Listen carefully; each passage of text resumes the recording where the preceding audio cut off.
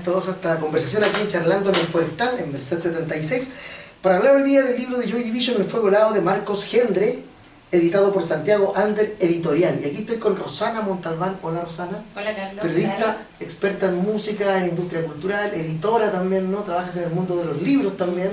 Y tú presentaste oficialmente el libro de Joy Division en el GAMS, en la librería del GAM, hace como unas 2 semanas atrás, creo. Claro, fue a principio de mes. Claro, y por eso eres la mujer indicada para haber hablado de hoy día de este grupo fundamental, ¿no es cierto? Este grupo tan influyente en la música contemporánea como Joy Division, El fuego helado, de Marcos Gendre, repito, editado por Santiago Ander Editorial. Oye, voy a ir leyendo algunos fragmentos que escogí de este nacido en La Coruña en 1978, Marcos Gendre. Dice aquí, cofundador del magazine lasacandilla.com, que ha publicado ya varios libros sobre música, ¿no? Sí. Tú trajiste aquí otro que escribió él también. Sí, pues él, bueno, tiene una larga trayectoria como cronista musical, tanto en Rock Deluxe, una revista emblemática española, hemos leído también Mundo Sonoro y su propio magazine musical. Y bueno, ha editado una serie de libros en los que ha explorado a distintas figuras como Bruce Springsteen, Miles Davis, Iggy Pop, Joy Division. Este es el segundo libro que escribe sobre Joy Division. Entonces él tiene un catálogo muy amplio, viene publicando ya hace más de 10 años libros, ensayos sobre música, y está permanentemente publicando en estos sitios web y haciendo coberturas especiales para Rock Deluxe. A ver, ¿y cómo se llama este? Este libro es Manchester, el sonido de la ciudad, que es de Editorial Milenio, que es otra reconocida editorial española. Sí. De Barcelona, que se destaca también por tener un catálogo bien amplio. Sí, de ensayos, incluso tiene una historieta chilena escrita por Jorge Montealegre. Esa editorial es bien amplia en su catálogo. Mira. Oye, pero tú también, para que la gente te conozca también, tú tienes un trabajo en música y también tienes un sitio donde la gente puede sumergirse y ver cosas. ¿Cómo se llama? Exacto. ¿Y qué puede encontrar ahí? Mira, ese sitio web es Crónica Sonora, crónicasonora.cl, lo acabamos de relanzar. Lo fundamos en 2013 y es un medio digital especializado en cultura musical. Esto quiere decir, nosotros tratamos de abarcar todos los tópicos, los temas relacionados a la música, no solo al quehacer musical y a las bandas, sino todo lo que se desprende alrededor de la música. Perfecto. Todo lo que rodea. Todo lo que rodea la música. Por eso el nombre del sitio. Exacto, ¿no? exacto. Y la idea es ir a abordar todos estos temas desde el formato escrito, de un formato con estilo, de alguna forma revivir algo el periodismo musical y la crónica musical. Oye, una cosa que llama la atención cuando lee a Marcos Gendre y a otros autores y autoras del mundo que escriben sobre música, lo bueno que me pasa a mí, que pasa con Reynolds también y con otros, es que cuando se ponen a hablar de los grupos musicales no solo hablan de la música, sino que expanden esto a el cine, la literatura, el arte en general, que a mí me llama la atención, ¿no? Porque a veces parece que la gente dice, no, el deportista solo deporte, el músico solo músico, el comiquero solo cómic. Y es mentira, ¿no? Yo creo que la gente que realmente no le gusta es la que en su quehacer ha indagado también tanto los músicos como los autores en todas esas áreas. Claro, absolutamente. La música es una expresión cultural, entonces está retroalimentando de todo lo que la rodea, constantemente. Sus creadores traen una carga, no sé, desde el lugar desde donde crecen hasta donde comienzan a realizar su arte. Todo eso influye. Entonces la música y el arte en general siempre está dialogando con otros artes y con todo lo que le rodea.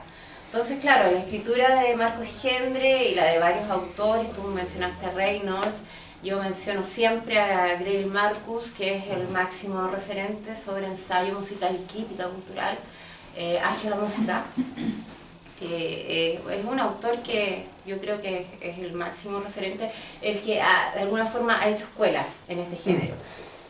Yo me atrevo a decir que Marcos Gendre es un discípulo de él, porque aborda, de partida desde el ensayo, aborda la música y establece vínculos, hace un análisis muy profundo de una banda, de su obra. Entonces eso ya te entrega una base de análisis que te lleva a nuevos lugares. Claro, expande la sola escucha o análisis de la música a otros lados y uno ve de dónde vienen influencias y hacia dónde se disparan las influencias, ¿no? Exacto. Que es la gracia de, como tú lo dijiste, de la crítica cultural. Aquí ya no hablamos solo de crítica o análisis musical, hablamos de crítica cultural, que es mucho más amplio. Exacto, un poco lo que tú haces también, de algún modo. Exacto, ¿no? eso es abordar la música como una expresión social, cultural, una expresión total. Exacto. Total, que abarca Y todo. que viene tributaria de algunas cosas y también golpea a otras áreas. Entonces no es una cosa sola. Por eso lo decía a la gente que hace música, que a veces, sobre todo cuando uno es muy joven, uno tiende a encerrarse en compartimentos estancos y a solo consumir lo que quiere sin abrirse a otras áreas. Y aquí vemos que, al leer el libro sobre Joy Division y principalmente Ian Curtis, vemos que era un tipo lector, la literatura se cuela en su música. Entonces eso es maravilloso, ¿no? Saber que los artistas que uno admiró o admira no maman solamente de la música, no de la nota musical, sino que no es poca cosa, digamos, el mundo musical por sí solo, sino que de otras cosas también. Claro, generalmente son artistas que manejan un registro muy amplio en cuanto a influencias. Sí. Están nutridos visualmente, letrísticamente, filosóficamente. David Bowie es otro ejemplo también. Claro, ya que mencionaste Bowie, cuando uno ve Control de Corgin basado en la vida de Ian Curtis y de Joy Division, la película en los primeros minutos lo que hace es escuchar solo a canciones de David Bowie. Claro, por supuesto. De hecho, bueno, es uno de sus grandes referentes, increíble. Que eso también es lo bonito también de leer estas biografías o ensayos culturales, que uno se entera de que el músico que te gusta se conecta con quizás un músico o una música que a ti no te gusta, pero que él reconoce o ella reconoce como una gran influencia. Claro. ¿No? Bueno, es lo que pasa también con Ian Curtis, que básicamente también está influenciado por gente como Sinatra,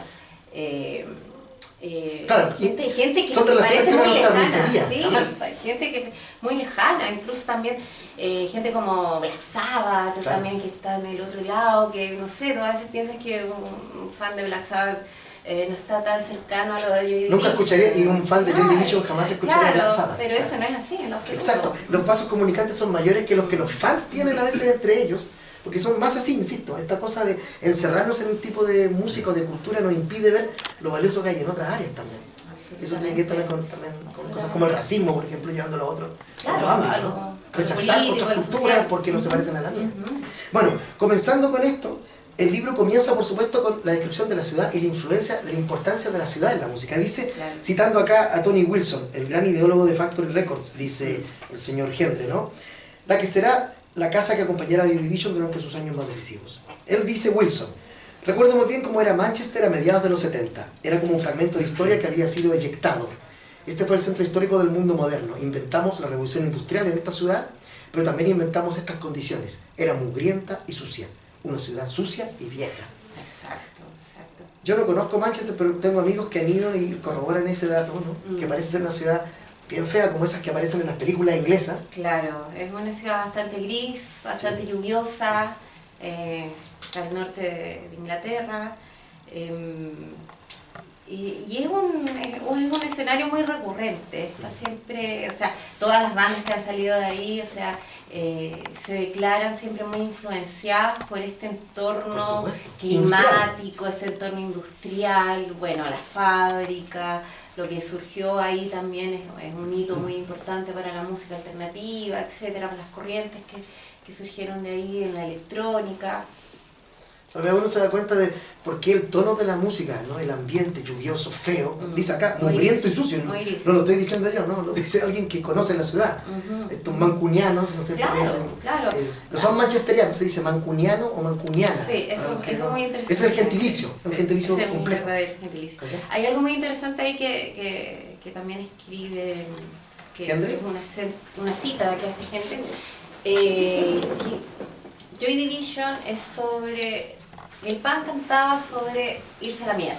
Exacto. Joy Division canta sobre estar en la mierda. Exacto. Eso lo dice, me llamó mucho la atención ese texto a mí también. Sobre estar en el Manchester de finales de los 70, en esta posmodernidad, post-revolución industrial, post-explotación. Sí. Entonces, en este contexto ya muy lúgubre, muy lúgubre. Sí, yo recuerdo que muchos de nosotros conocimos a Joy Division ya a comienzos de los 80, en plena dictadura militar, entonces creo que conectamos de algún modo con esa depresión, porque yo era un joven depresivo, tenía un país que era una mierda, básicamente, ¿verdad? Era una puta mierda, dictadura, pobreza, cesantía, no la misma producida por esta ciudad de la revolución industrial que ya pasó, que ahora está destruida, pero vivíamos de algún modo insertos en un país que nos hizo escuchar mucho Bauhaus, Joy Division, toda esa música que era un poco depresiva también, ¿no? De algún modo conectamos, yo creo, con ese espíritu de la ciudad. Sí, ¿no? es un interesante paralelo, parecieran que fueran...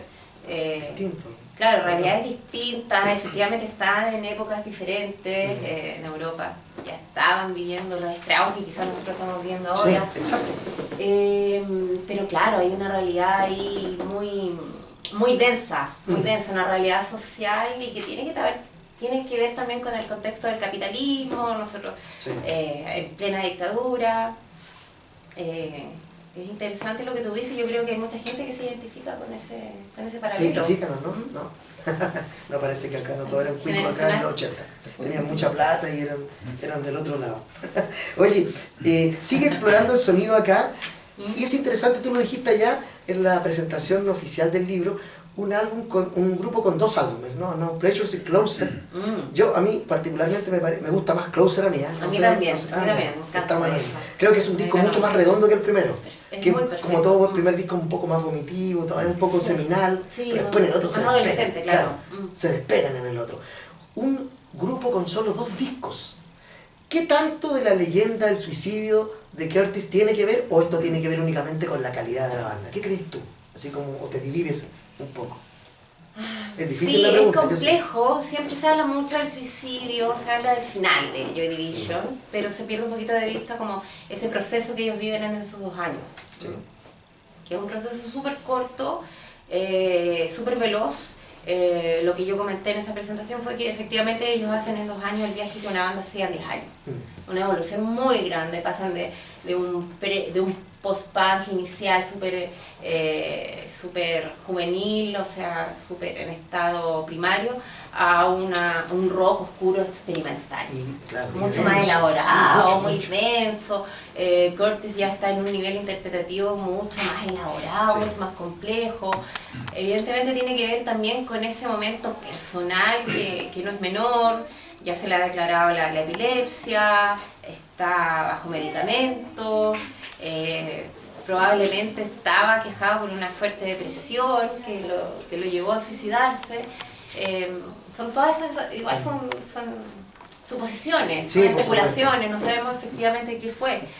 Pero claro, yo creo que a veces de repente se centra mucho el tema en el suicidio, como el granito final.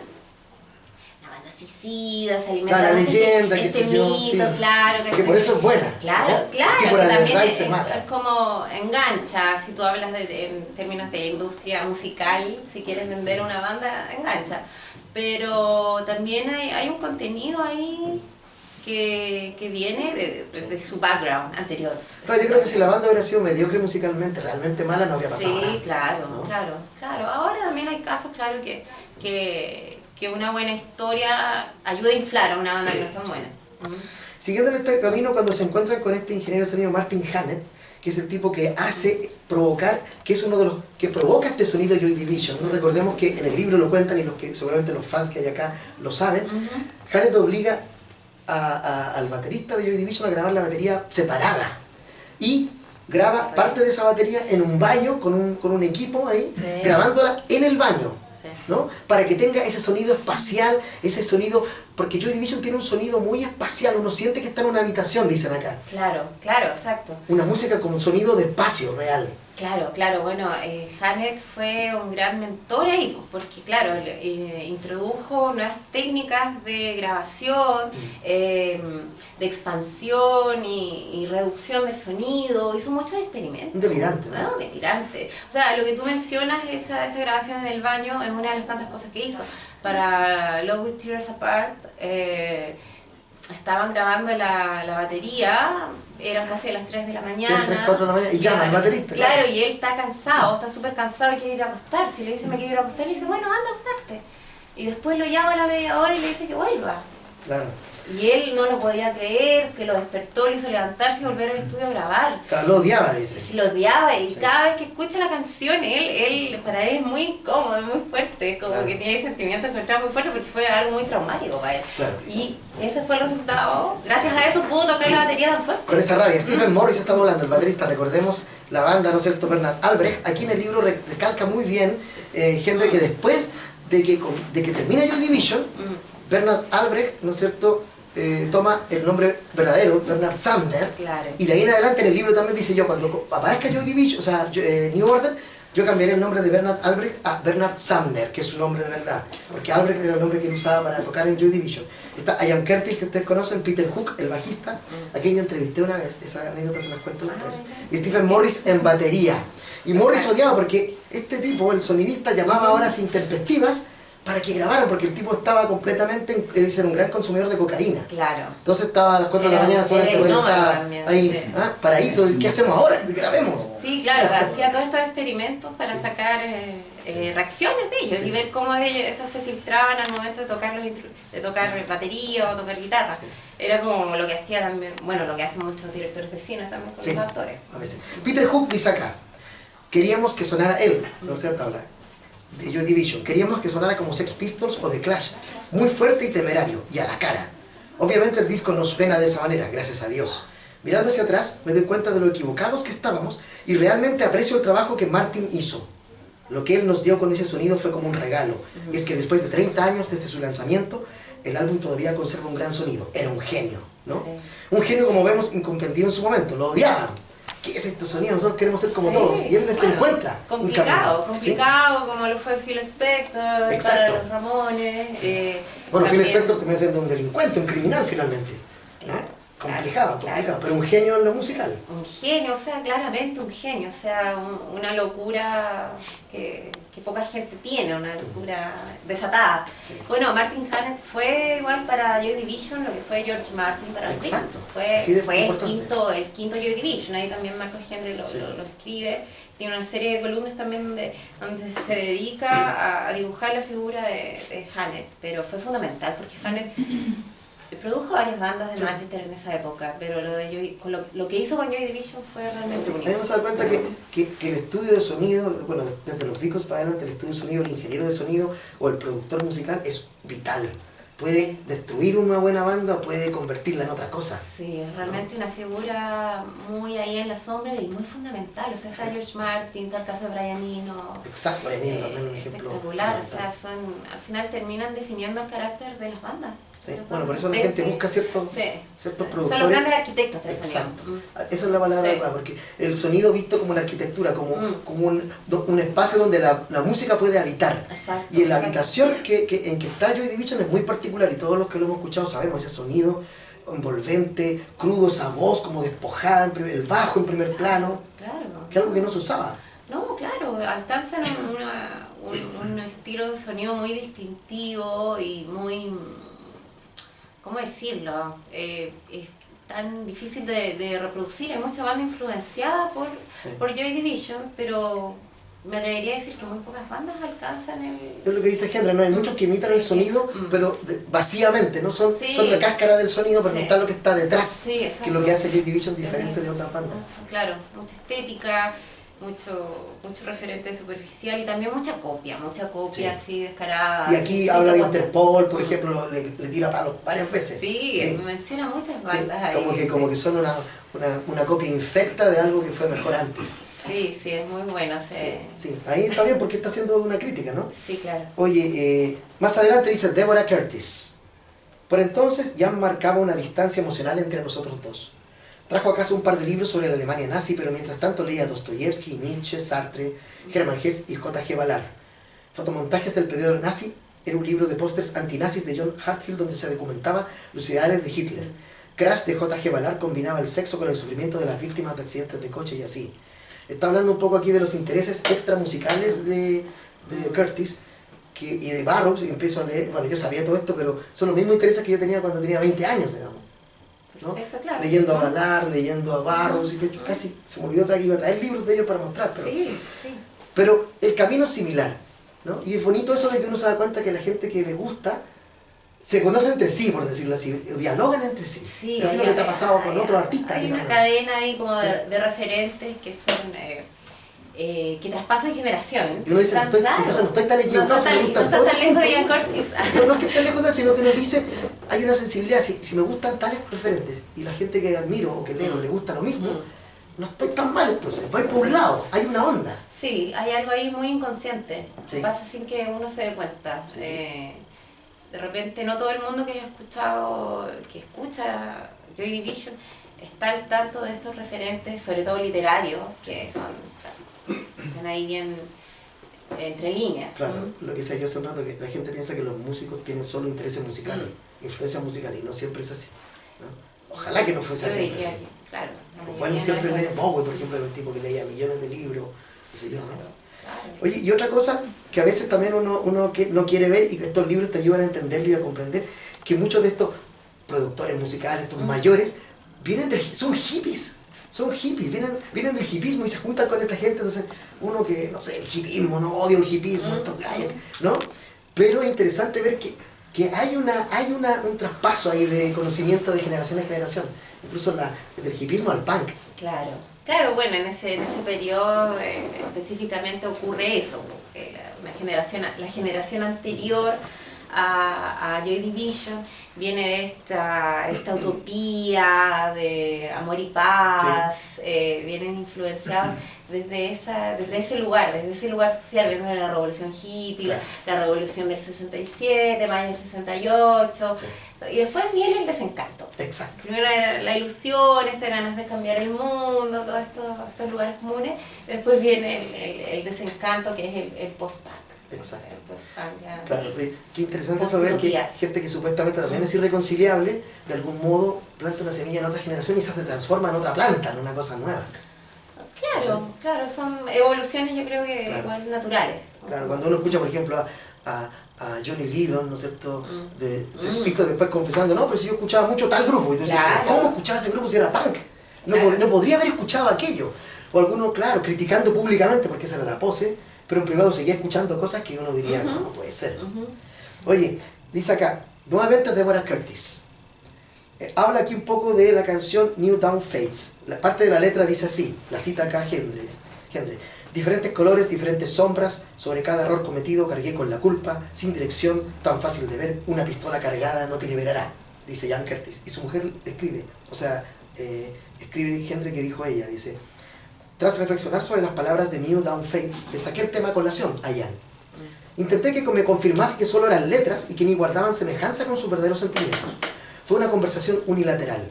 Se negó a confirmar o desmentir ninguno de los puntos citados y salió de casa. Yo me quedé preguntándomelo a mí misma, pero no me sentía tan cercana a nadie para airear mis miedos. ¿Se habría casado conmigo aún sabiendo que tenía intención de suicidarse poco después de cumplir los 20? ¿Por qué ser padre cuando no tienes intención de estar ahí para ver a tu hija crecer? ¿Había sido yo tan inconsciente de su infelicidad que se vio forzado a escribir eso? Son declaraciones súper fuertes de su mujer, ¿no? Súper complejo porque, claro, al parecer Ian Curtis esboza todas sus canciones, sobre todo de ese último periodo, las intenciones claras de quitarse la vida, o también de estar ya sumergido en un hoyo emocional importante. Entonces es curioso que todos alrededor no leyeron esa entrelínea. Al final del libro hay varias declaraciones que dicen, pucha, no lo vimos, para nosotros era música y letras nomás, pero parece que la única que lo vio antes fue su mujer y su amante, de la cual hablaremos más adelante, que también intuyó aquello, pero fue imposible hacer algo, ¿no? A veces no, es probable que el suicida habitualmente, o la suicida, la bomba que lanza no le afecta tanto a él o a ella, sino que a los que lo rodean, los que quedan ahí son los que quedan destruidos, el otro ya está muerto, digamos. Eso es muy fuerte, ¿no? Sí, muy fuerte. Yo no sé, yo creo que quizás tengo una pequeña teoría, que usualmente los suicidas precisamente están rodeados de gente que no son capaces de ver sus necesidades o sus gritos de auxilio. Claro, suena fácil para nosotros decirlo desde hoy, no, si hubiera sabido, no, pero a veces yo conozco gente amigos que han tenido parientes que se suicidan y que no han sido capaces de verlo a tiempo, y después la culpa es horrible, ¿no? Ese sentimiento de quedar ahí en un hoyo, en un vacío, es terrible. Dice acá Hendry más adelante, abran su libro en la página 77, por favor, los que lo tienen, ábranlo. Dice así: la tensa arritmia existencial que daba cuerda a la música de Joy Division siempre ha dado en pensar sobre ellos como una banda arisca, paradoja de la trascendentalidad más exagerada, reflejo nada concordante con la realidad. Más allá de la progresiva desintegración emocional de Curtis, sus miembros tenían un grotesco carácter del humor que lo aplicaban a todo lo que hacían. El libro da cuenta de innumerables bromas que se hacían ellos, que uno los ve en la foto, súper serios, pero eran súper buenos para el hueveo entre ellos. Se bromeaban con bromas muy pesadas, muy pesada. Sí, tenían un humor negro, Sí. tenían ahí una especie de bullying Sí. implantado así entre la banda. Se hacían bromas bastante, Sí. o sea, habían cortes con su Sí, amante, sí. prácticamente no los dejaban tranquilos, Claro. estaban constantemente Era pesado. acosándolos, Sí, ¿sí? sí. Era como ya no los vamos a dejar estar solos, no vamos a dejar que tengan privacidad, Claro. ahí se escriben Sí. capítulos. Claro, lejos de la imagen de tipos densos, serios, como todo, sin reírse, los tipos eran dicen, entiendan, los fans dicen en un momento, no sé qué, esto no era tan así, éramos bromistas, la pasábamos bien también, ¿no? Lo dice acá, independiente de la desintegración emocional de Curtis, que no siempre era visible para el resto, ¿no? Sí, bueno, lo que también se deja ahí como entrever es que en el fondo el resto de la banda eran tipos muy livianos, Sí. muy así, muy prácticos, no había... Con ese humor inglés que es bien claro, ácido, ¿no? Que Claro, es bien pesado. muy sencillo, Sí. no había algo muy rebuscado en ellos tampoco. Mira, un ejemplo de anécdota para que cachen cómo era. Joy Division eran algo fresco en comparación con los engendros de grupos teleneros que pululaban. Los Buzzcocks avisaron que durante el concierto de la última noche en el Rainbow Theatre habría bromas y se tomaron la tarea en serio. Los Buzzcocks quitaron la corriente de la batería electrónica de Steve, pero Joy Division tenía ideas más radicales en mente. Soltaron montones de gusanos en la iluminación y en las mesas de mezclas. Llenaron las ventanas del bus de la banda de espuma y por añadidura soltaron 6 ratones dentro. Lo más peligroso era salir del teatro, ya que los Joy Division subidos en el coche de Steve Morris giraban en torno al recinto tirando huevos a todo lo que se asomaba. Pero la broma más desagradable aconteció en Guilford. Tras sacar los tubos fluorescentes de los baños de caballeros, untaron de excrementos el interruptor de la luz y los grifos. Ese era el nivel de bromas que el grupo de Joy Division hacía a sus amigos, músicos y a ellos, a sus compañeros, ¿no? Eran bien delirantes, ¿no? Lejos de este que uno piensa que los tipos llorando todo el día, pegándose cuchillazos metafísicos. Sí, por eso que no hacían tanta música, eran muy bromistas. Bueno, yo creo que tenían ahí un buen maestro también con Martin Gale. Seguro, Sí. sí. Recordemos también a no recuerdo aquí a algún fan más acérrimo que yo soy bueno, pero se me olvidan los nombres por la edad ya. También el productor musical de London Calling de The Clash también era un delirante, los terminaban odiando. Esos típicos que andaban con pistola, parece, tomando whisky todo el día, tirando alcohol en las mesas del estudio. Gente así que logra esos discos maravillosos, ¿no? Por otro lado. Uno como que los odia y los ama por eso mismo. Claro. ¿No? No me acuerdo que... Gente con carácter. Gente, diríamos así, eufemísticamente. Claro. No eran livianitos de sangre, tenían carácter. Era una 11 eso. Claro. Suave. Oye, una canción fundamental, de la que tú hablaste mucho también el día de la presentación oficial del libro. Love Will Tear Us Apart, ¿no? Dice, Love Will Tear Us Apart será un hueco entre los momentos más altos de sus actuaciones, al lado de piezas mayores como Transmission, She's Lost Control, Shadow Play o una primera versión de Atrocity Exhibition, que además es un nombre de una novela de J.G. Ballard. Love Will Tear Us Apart volverá a ser grabada el 8 de enero de 1980 en los Penning Studios.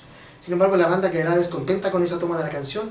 No habían encontrado el pozo de solemnidad necesario para exprimir el flujo cegador de intensidad que se intuye. Y ahí sigue hablando, no voy a leer todo porque compren el libro para que sepan qué pasa ahí. Pero es una canción fundamental, ¿no? Claro. Es una canción de amor, de desamor y de amor terrible también, ¿no? Claro, claro, es un amor, o sea, es una canción sobre la pérdida, también es una canción muy pop que Al mismo tiempo. que se diferencia mucho del resto del catálogo, del cancionero de Joy Division.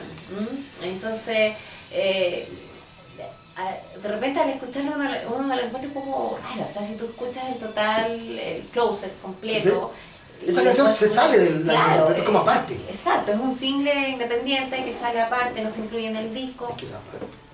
Claro. Love Will Tear Us Apart hubiera sido muy... Bueno. Pero no, además se aparta no solo físicamente, sino que temáticamente, como tú decías, del resto del álbum. Claro. Como que musicalmente no cabe ahí. No, yo creo que, bueno, ahí también se encuentra también, de alguna forma es un experimento. Sí. Es un experimento, jugar a ser una banda pop, más de post-punk pop, una canción perfecta, con un ritmo muy pegajoso, con una estructura muy tradicional, Sí. que no tiene nada que ver con el resto de las composiciones de Closer. Ahí también, bueno, sale en el libro obviamente, Sí, sí. que está inspirada en una de las grandes baladas de desamor de Frank Sinatra. Sí. Sí. Que tiene algunas otras estructuras sacadas de otras canciones pop de los 60. ¿no? Claro, y que le dicen en el libro también dice que el resto del grupo, ¿no es cierto?, aleonaba a Curtis diciéndolo, cántala como Frank Sinatra, cosa que ninguno de nosotros estaría más lejano de pensar respecto de la canción, ¿no? ¿Qué tiene que ver con Frank Sinatra? Exacto. Pero ellos hablan mucho de eso, que esta canción la tomamos, mira, tiene influencia de esta, empiezan a nombrar música pop. Más adelante en New Order incluso hablan de Donna Summer, por ejemplo, que influenció mucho un disco en particular, una canción en particular. Y seguramente sus fans estarían muy poco dados a entender esa influencia ahí, pero ellos la asumen claramente y dicen, sí, está ahí, nos gusta. Sí, claro, ¿sabes? claro. Dice, la finalidad dice así, Curtis llegará mucho más lejos que Sinatra, hablando de Love Will Tear Us Apart. Mientras para el solista americano se está hablando de una pérdida, como en muchas de otras de sus canciones, siempre habitadas por amores imposibles e inalcanzables, en el caso de Curtis no hay idealización que valga. Nos está mostrando en primer plano las llagas del dolor que brota del tremendo conflicto que le aflige. Love Will Tear Us Apart sirve para poner nombre a un demonio, no para recrearse en poesía basada en hechos inventados. Es el mismo despellejándose, buscando respuestas al terrible sentimiento de culpa que le carcomía. Uno, provocado por su propia situación con su mujer, y Annick Honoré, su amante belga, ¿no? Parece ser, en el libro lo dice el autor, que a él le atormenta tener esta doble vida, ¿no? Esta pareja oficial con la que se casa y el amante. Parece que eso lo destruye mucho, él le hace mucho daño. Claro, aparentemente, bueno, tampoco es algo que podamos comprobar. Se especula mucho sobre mucha culpa, se siente culpable, carga con mucho remordimiento, está recién hacia su hija, deja sola en casa a su esposa, llevan muy poco tiempo casados, fue su primera novia, su gran amor, tiene esta amante con la que se va de gira, etc. O sea, está completamente dividido, cortado por la mitad.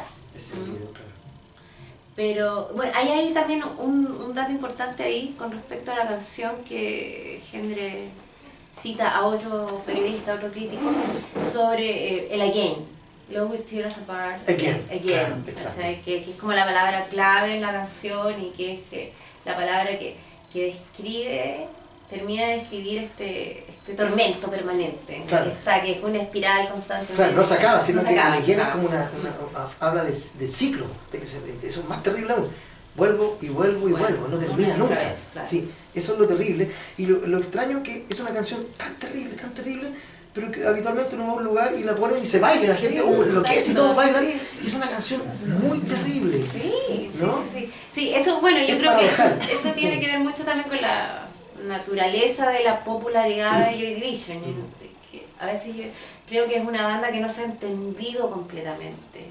Se baila mucho, se cita mucho y todo, pero no se entiende el carácter tampoco tan oscuro y tan trágico también de la banda. Yo no sé si en Inglaterra me imagino que también deberán bailarla, me imagino la canción, ellos que entienden la letra también. Porque también tiene un pulso que permite el baile, ¿no? Ese baile como indie, si te pones, claro. No es como un reggaetón, ¿no? Sino que bailemos el Love Will Tear Us Apart, suena quizás más interesante. Bueno, sigamos acá desmenuzando el libro. Estamos leyendo fragmentos, yo elegí muchos y me he saltado varios, ¿no? A la luz de lo que hemos ido hablando, pero el libro es muy interesante, entrega muchísima información y lo que hace Gendre, comienza hablando un poco de Manchester y luego desglosa ambos discos y todas las canciones de Joy Division una por una. Eso es algo interesante del libro, ¿no? Sí, súper interesante que se dedique a analizar canción por canción y las vaya uniendo a la vez. Va estableciendo diferentes vínculos, va citando a otros músicos. Yo creo que... bueno, Gendre ahí hace un recorrido muy específico, pasa por muchos estilos. Yo creo que, bueno, menciona casi toda la música que vino después de Joy Division. Sí, él establece puentes y conexiones entre estilos de música, grupos musicales, para que ustedes sigan la pista. Y lo que él dijo en la presentación, en un video que la editorial mostró, era que él trató de apartarse del wikipediaísmo, ¿no? Que buscar todo en Wikipedia y tal, lo mete en un libro y le cambian las palabras. Sí. Él trató de ir más allá. Y una cosa, ya que tú también escribes de música, que a mí me pasó, yo también trabajé haciendo entrevistas durante mucho tiempo a músicos en los 80s, 90s, y que cuando uno escribe de música, a la gente que no ha escuchado el disco, las descripciones de la música son muy raras, ¿no? Dice, es como escuchar a un guitarrista de Led Zeppelin debajo del agua en un submarino lleno de no sé qué. Siempre hay los escritores de música, fíjese, hacen metáforas así y tú tratas de entender a ver, cómo expresa este escritor, escritora, cómo trata de expresar el sonido que ha escuchado a la gente que no lo ha escuchado.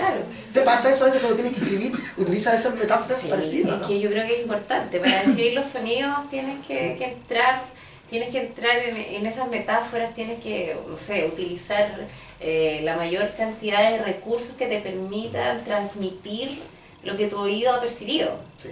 Eso es súper importante, porque no tienes que salir también del concepto, también, no solo de lo mero descriptivo.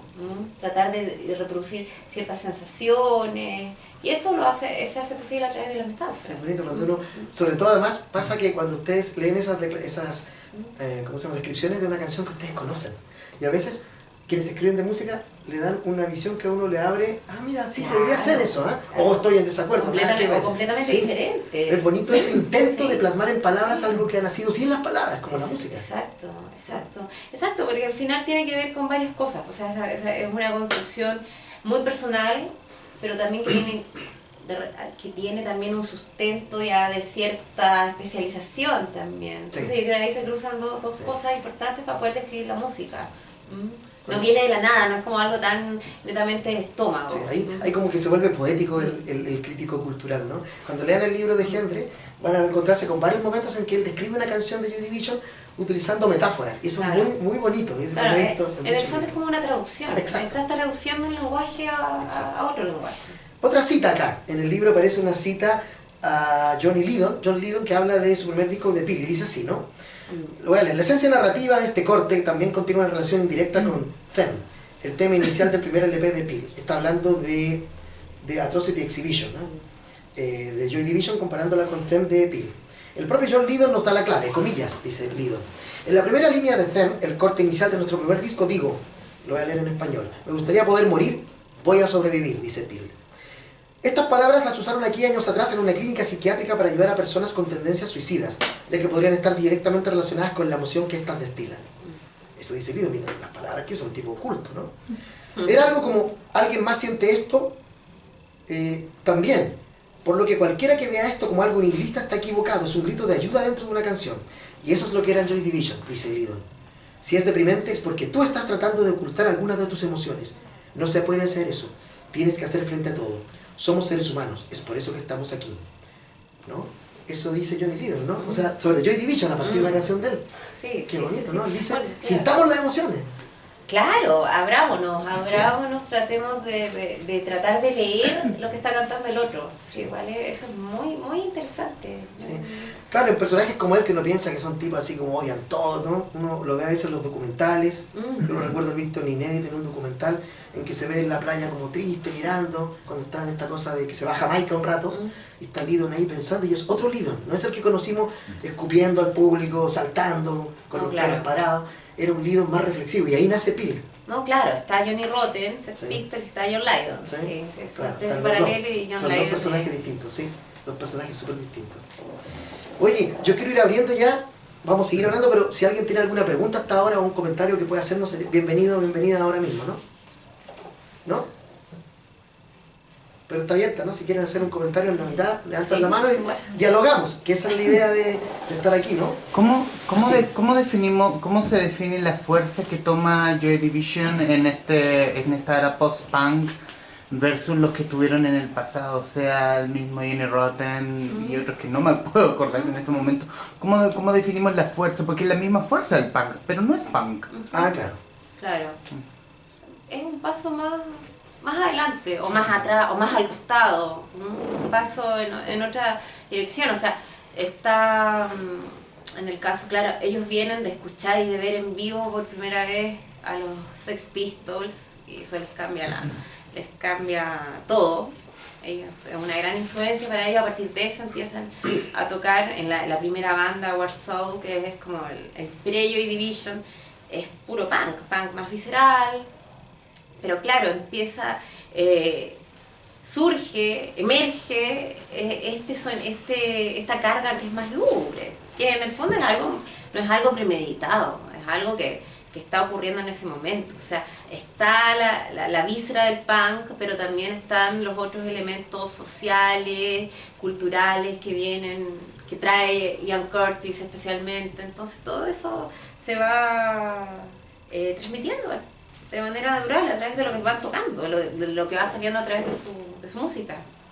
Como tú lo dijiste hace un rato también, Unknown Pleasures es más tributario todavía del punk, tiene un sonido más seco, más... Claro. En cambio el segundo ya es un disco más experimental, se quiere más Claro, poquito, más claro. volado, y pasaron un poco rato ahí. Yo siento que Joy Division es la bisagra, hay una bisagra, por eso es que es tan importante hoy, es el grupo bisagra entre el do it yourself del punk y lo que va a venir después. Por eso es que es tan influyente todavía en los grupos de hoy, incluso, ¿no? Exacto. Es una banda completamente formativa, una banda que hace la transición entre década y década, entre los 70 y entre los 80. Entonces eso, ellos son como la bisagra, los inventores, los canalizadores de todo esto que viene para los 80. A mí me pasa algo raro también con Joy Division porque son súper importantes, pero al mismo tiempo no son esos músicos como no es como... no sé, como The Clash que ya empiezan a cambiar y después son un musicazo y tocan unas cosas increíbles. Joy Division siempre se mantiene una cosa minimalista. Son músicos, está bien, pero no son grandes músicos. No son una cosa que uno entra en ellos lentamente. Incluso son desprolijos. Lo que me gusta de Joy Division es que las canciones son desprolijas. De pronto un teclado entra como a destiempo, como que se desfasan, como que la canción se empieza a desarmar. Y eso yo creo que es un encanto también. No son perfectos. Son Claro. humanos, son muy humanos, ¿no? Claro, no, están En el sentido de la falla. Sí, están en otro registro. Sí. Lo de ellos va exactamente por otro lado, Sí. no tiene nada que ver, es absolutamente en contraste a lo que propone The Clash. Claro, The Clash que se van, The que se Clash van es- corporizando de algún modo con el paso del tiempo. Claro, van y hay una búsqueda Sí. de eso. Sí, Mm, sí, sí, lo sí. de Joy Division va hacia ahí. Sí, por favor. Pregunta. En general, cuando yo he leído de Joy Division sobre las influencias, se habla mucho de Ian Curtis, así como Sí. que él es la figura central respecto de los temas. Tengo entendido que por él también se llaman Joy Division, corrígeme si me equivoco. Claro, Es exacto. probable. Sí. Claro. O sea, porque además los otros miembros generalmente están muy linkeados con New Order, entonces no sé si los otros miembros hicieron, o sea, dieron su cuota, que obviamente la tienen que haber aportado en términos de influencia o en términos de cultura, o aquí claramente Ian Curtis era como el engranaje de todas las influencias, de los nombres, de las temáticas. No, hay algo en el sonido de Joy Division que viene directamente de las formas de tocar de Bernard Sumner, de Stephen Morris y de Peter Hook. Sí. Esa aura más básica, más punk, más fresca, viene en el estilo de tocar de estos tres integrantes. Eso se suma a todo lo otro, las influencias, los referentes ya más culturales, literarios que vienen, que introduce Ian Curtis, también su forma de cantar y su voz. Pero no, hay una... Eso es lo que también describe Marcos Hendry aquí, que los cuatro tienen el mismo grado de importancia en el sonido de Joy Division. O sea, son fundamentales. No hay uno que pese más que el otro. Ya, porque en general yo he visto una tendencia como que Ian Curtis... Hay a curtizar todo, pero Es claro, que que es eso el es lo que líder. pasa, es lo que Y lo otro hace, claro. bueno, los otros están tocando atrás, ¿cachai? Claro, piensa que lo vas haciendo con los frontman, ¿no? Los que cantan.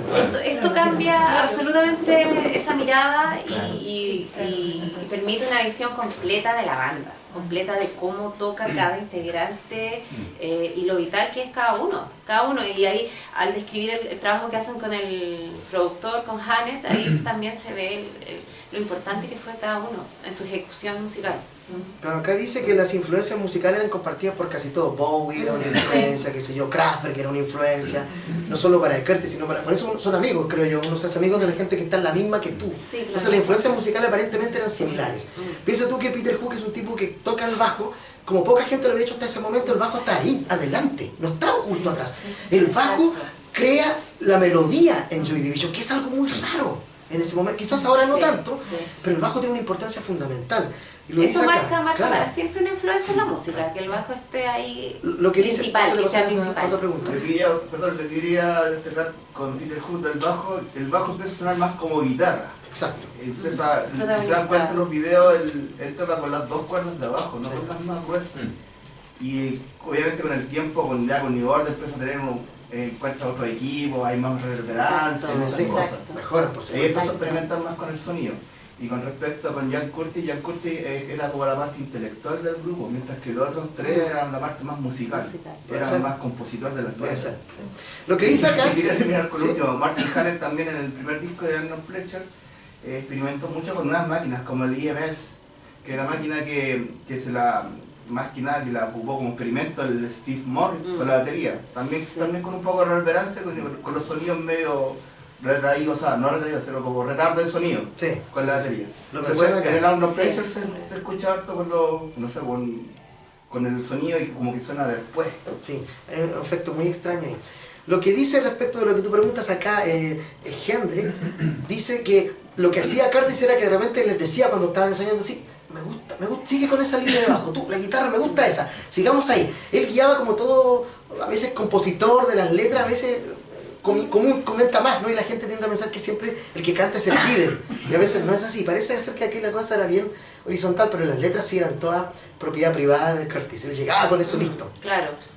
Hay un dato a propósito de eso que puede ser interesante, que es la autobiografía de Bernard Sumner, donde justamente le baja un poco el perfil a Ian Curtis y establece la relación entre las distintas influencias, y aparecen cuestiones que van desde el soul y el rhythm and blues hasta el country y el rock and roll, pasando por el punk. Entonces, y ahí aparece un Ian Curtis menos saturado, que es lo que suele encontrarse uno con los textos sobre Joy Division. No, es cierto. Y yo creo que además Ian Curtis como que tiene esta cosa como de leyenda, como de que claro. es la forma que murió, creo que eso también como que engrandece mucho esta figura como el rock. Por supuesto. Claro. Tenemos que siempre tomar en cuenta cuando hablamos de Joy Division la figura mítica ya de Curtis. El mito. Allá tenemos otro comentario. Que hay una cita en el libro, que no sé si es con la que empieza el libro o en uno de los capítulos, en donde no me acuerdo quién es el que cita a Gendre, pero dice que lo que ella propone, lo que se ve de afuera de la banda, en el fondo el tipo dice que sí, se debe al vocalista, pero también se debe a que el tipo se mató. O sea, el suicidio de él también generó este fenómeno que se ve como más relevante que el resto de los miembros de la banda, pero en el fondo, como bien decía tú, Rosana, Gendre los deja bien descrito como que están todos más o menos en el mismo nivel. Sí, claro. Pero lo que vemos nosotros como público, lo que se fue transmitiendo a través de los años, se debe al fenómeno de Curtis y su suicidio. Sí, por supuesto. Eso le da... Quieren apagar el resto, sí. Aquí hay otra cita de Martin Hannett que hace Gendre, y Hannett se refiere aquí a Closer. Dice, y es tras el suicidio de Curtis, ¿no? Dice Hannett, el ingeniero de sonido este. Preferiría que Jan todavía estuviese vivo, pero fue perfecto. Fue un documento. Se refiere al álbum, ¿no? Se estaba desmoronando, pero las piezas se juntaron de una manera mágica. En el disco hay tanto dolor como placer. Jan había dejado de tomar su medicación porque decía que le volvía insensible. Había que vigilarle de cerca y cuidarle todo el tiempo porque a los epilépticos les prescriben montones de fenobarbital. Esa medicación le apagaba, le desaceleraba. Cuando alguna vez no podíamos estar con él, nos lo encontrábamos hecho polvo por haber tenido un ataque. En cuanto al sonido, fui yo quien inventó esos truquitos que lograban generar imágenes sónicas, como una especie de principio holográfico, luz y sombra. El sonido del disco tenía que ser independiente del aparato que empleases para escucharlo.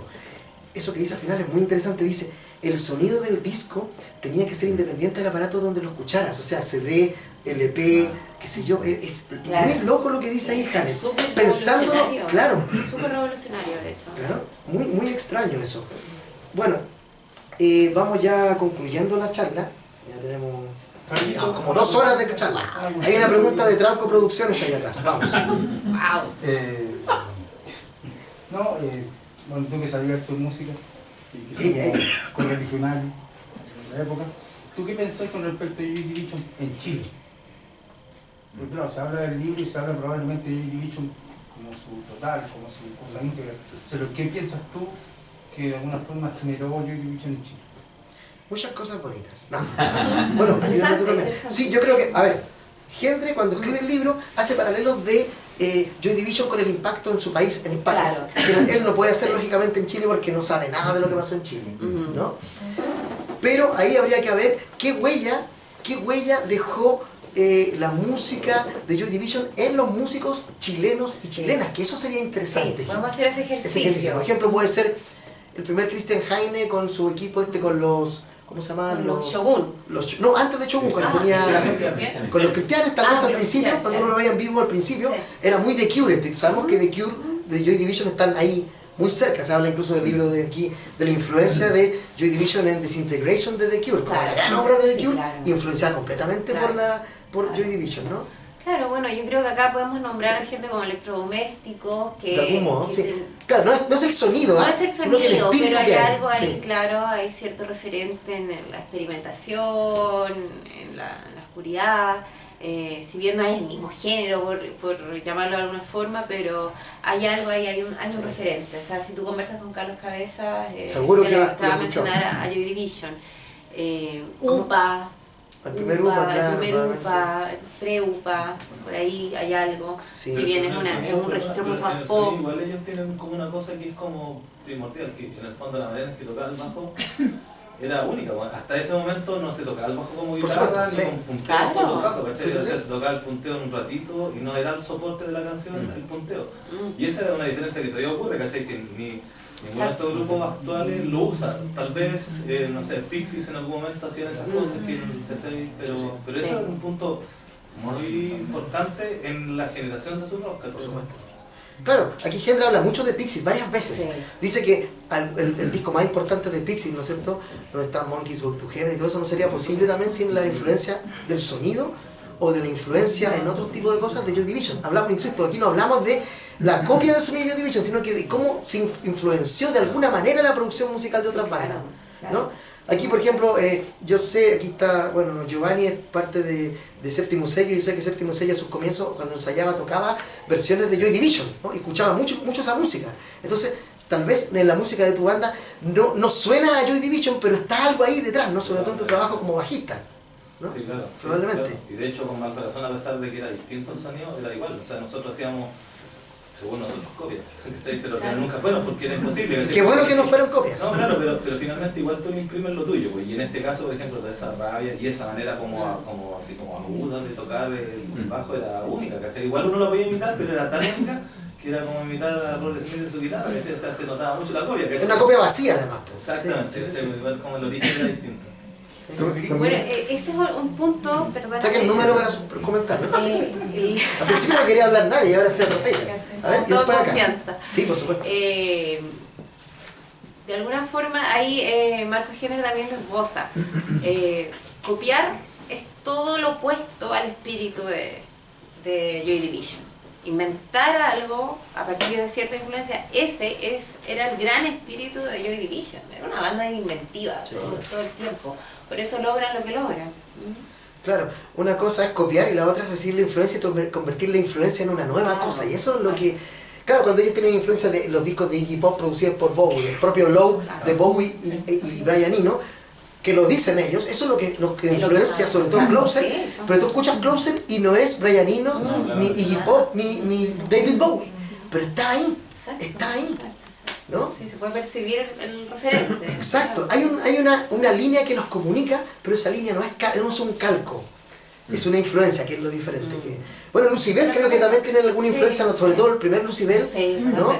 Ese que antes de que grabara su primer álbum, cuando empieza a tocar en muchos lados, tiene mucho de Joy Division de algún modo, insisto, no es la copia literal, sino que hay algo ahí que está detrás de la forma de encarar la voz, la música de algún modo, ¿no? Sí. Carlito, me parece un contrapuesto. Sí. Iván Delgado, que tú lo conociste, que fue amigo de nosotros, él era un fan de Joy Division. Gran músico. Sí.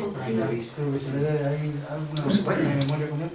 Y ahí ponte tú unas conversaciones que yo tuve, las últimas. Él decía que la banda del Pequeño Vicio. Por supuesto. Sí, mira, se nos van olvidando, yo los conocía a ellos. Las bandas que de hecho acaban de reeditar el disco. Lo reeditaron, Sí, ya saben, reeditaron el de Pequeño Vicio, está editado en vinilo, ¿no? Sí, yo quería comentar también la estética visual que ellos utilizaban, que en el fondo también significa una selección de una forma como presentarse en los conciertos, en las fotografías, esa utilización de camisas sencillas con jeans, que me acuerdo mucho también lo que hicieron los prisioneros en su momento, en esa forma de presentarse. Sí. Post-punk es clásico de esa vestimenta como de hombre y mujer de la calle. Exacto. Sí. Ya que tocaste justamente ahora venía a ese capítulo, en el libro también se habla de la construcción de las ambas portadas de los dos discos originales, no los remixes ni las ediciones posteriores como Steel o otros discos. Dice así, Peter Saville dice, volverá a superarse. Peter Saville, el diseñador. Peter Saville. Esta cubierta para el segundo álbum, Closer, ustedes saben, era como una obra de la antigüedad, pero por dentro es un vinilo álbum. Así que es una yuxtaposición postmoderna de una obra contemporánea ubicada en el mundo antiguo, dice él. ¿Viste? Un tipo que reflexiona sobre su diseño. Al principio, yo no creía que la foto fuera una tumba actual, ya que se encuentra en un cementerio de Génova. Cuando Tony Wilson me dijo que Ian Curtis había muerto, le comenté, Tony, tenemos una tumba en la portada. Hubo una gran deliberación sobre si continuar con esta o no, pero la banda, y han incluido, había elegido esa fotografía. Después de la tragedia que habíamos vivido, lo hicimos de buena fe y no con otros propósitos. O sea, conservan. No es que después, oye, que se murió, pongamos una tumba y vendemos más. No, fue antes. Claro. Entonces los tipos se complicaron. ¿La ponemos o no? Era una pregunta fundamental, ¿no? Era terrible. Cuando el tipo había muerto recién, ¿no? Otra cita. Closer será el perfecto epitafio de Joy Division, uno hecho a la medida del mito cimentado por la muerte de Curtis. Sin embargo, Peter Hook, Stephen Morris y Bernard Albrecht no se iban a dejar engullir por la leyenda que desprende esta obra. Decididos a escapar de esta, el primer paso será el cambio de apellido que llevará a cabo Bernard, suprimiendo el Albrecht por Sumner, su verdadero apellido de nacimiento. Y ahí, en la última parte del libro, Gendre se sumerge básicamente en los comienzos de New Order. Claro, el origen. El origen de ese grupo. Y habla ahí un poco de, no sé, recordemos cuando uno escuchó la primera vez New Order, yo recuerdo que uno le perdía las pistas un rato, a mí me pasó eso, de repente llegué a Power, Corruption and Lies, que ya era el segundo disco, y me gusta mucho, pero al mismo tiempo digo, pero esto, por un lado el fan dice, pero no tiene nada que ver con la anterior, y te enojas, pero por un lado dice, pero qué bueno es lo que hicieron igual.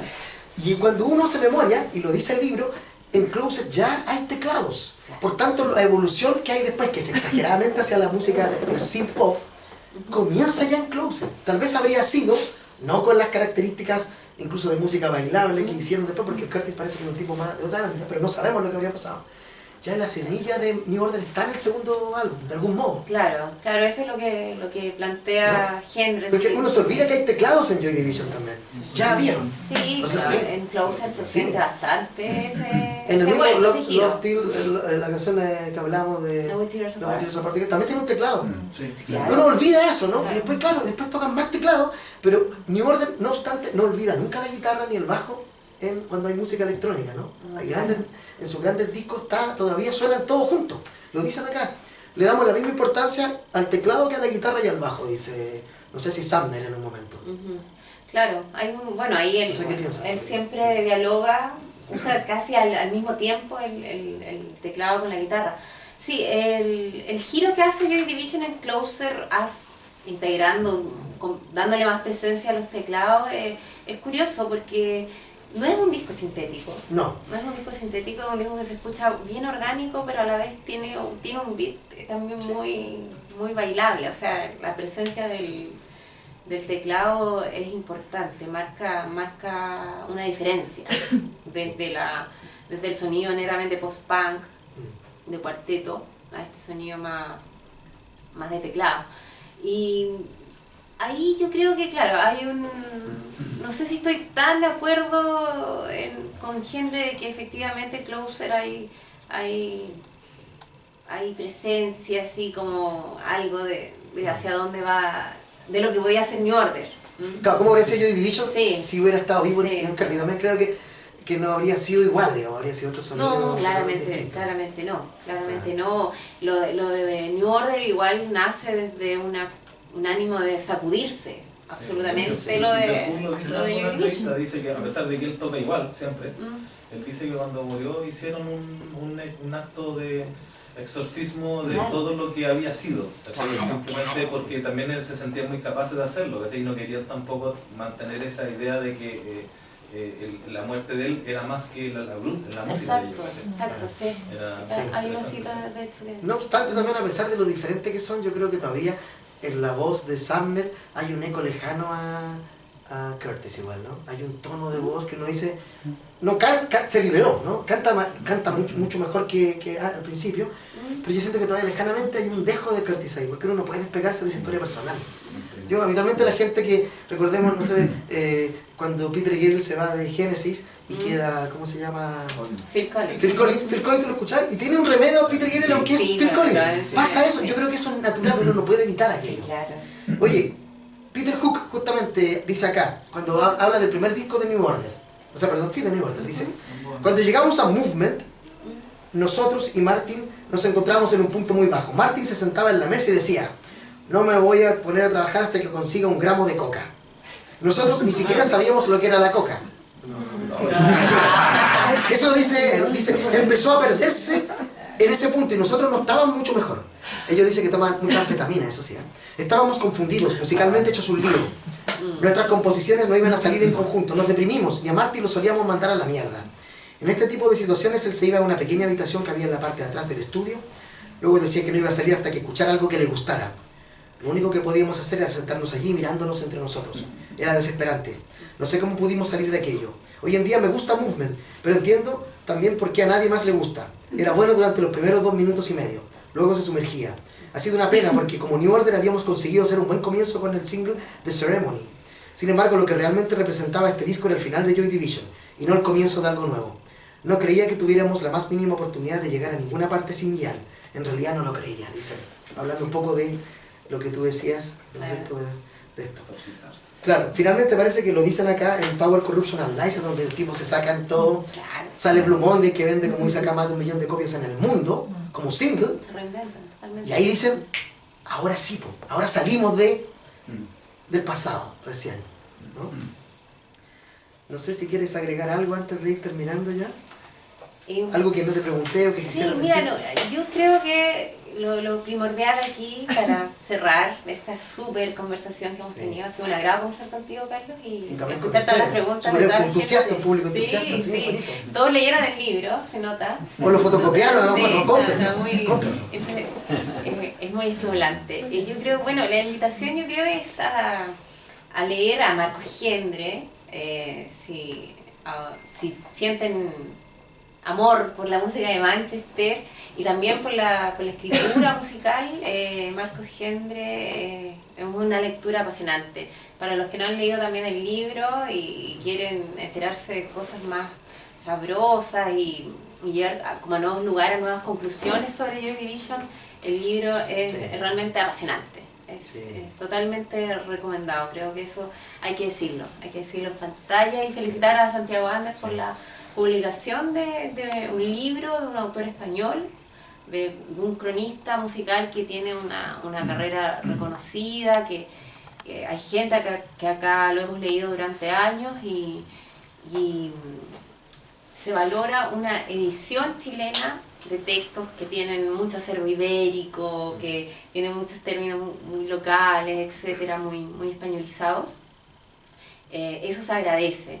También hay que resaltar la edición con la portada del artista Sergio Córdoba, que yo creo que eso es muy dibujos cucho, para que lo ubiquen, si es que lo conocen. Eso también es un valor agregado en el libro. Y también el texto de presentación que está en la contratapa, que es del periodista Francisco Reynoso. Que también es una voz interesante de leer y de encontrar ahí comentando el libro. Es un aporte yo creo para el catálogo de libros de música, para la sección de música en las librerías. Es interesante encontrarse con la edición chilena de un libro en español. Eso siempre, y salir de la biografía, de la autobiografía, del libro anecdotario, del libro que es del Tachen, que recopila muchas fotos y mucho de Tito. Eso se está diversificando con proyectos como estos. Yo también quiero agradecer a Santiago Anders la publicación de este libro, porque por otro lado, si hubiese estado solo en edición española y no chilena, sería muy caro. Siempre llega más caro acá, ¿no? El doble del precio, porque hay que traerlo de España y todo. Se agradece que se abra esto. Yo también invito a ustedes como público, o a otras personas, no sé, que empiezan a escribir libros de música chilena, más libros de música chilena, y como decía Rosana, ya no el anecdotario de la vida del grupo, sino que analicemos, hablemos desde la música misma, que habitualmente se habla muy poco, por lo menos en los libros chilenos. Han habido muy buenos libros que me gustan, pero los europeos ya, los norteamericanos, hace rato que ya están hablando desde la música misma, sazonándola con alguna anécdota, como aquí está. Pero esto no es una biografía ni de Ian Curtis ni de Joy Division, es una exploración de la música, que es distinto. Que tiene elementos biográficos y anécdotas, sí las tiene, pero no es lo único. Entonces yo agradezco la publicación de un libro como este, que se ponga a disposición del público chileno a un precio totalmente accesible. Es un libro también no difícil de leer, cuando tiene citas, Gendre explica eso, ¿no es cierto? Explica cuando se mete en el arte, hace algunas referencias, y lo bonito del libro que yo lo leí, por ejemplo, googleando inmediatamente las canciones para ir recordando lo que él decía, la iba poniendo inmediatamente, ¿no? Es la gracia que podemos tener hoy día incluso en el celular, en el bus. Uno puede ir leyendo el libro y poniendo la canción a la que alude, lo que es maravilloso, ¿no? Es, esa ciencia ficción que pensamos de niños que nunca llegaría, que solo se veía en Star Trek cuando hablaban por estos intercomunicadores, y hoy es real. Yo quiero agradecer a Rosana que haya venido, su buena disposición, y recuerden ver su trabajo ahí en, ¿cómo se llama la página? www.cronicasonora.cl. Cronicasonora.cl. Lean Crónica Sonora. Eso, a que Leo Forestal, que nos acoge una vez más acá, y yo los insto a los que están aquí y a quienes están ahí detrás de la cámara, lean el libro, pero también escriban, investiguemos sobre música chilena. ¿Sí? ¿Qué pasa con nuestra música? Pero desde la música, no desde la anécdota. Exacto, escribamos y conversemos sobre eso. Muchas gracias. Nos vemos en otro charlando aquí en el Forestal en Merced 76. Muchas gracias, un aplauso para ustedes.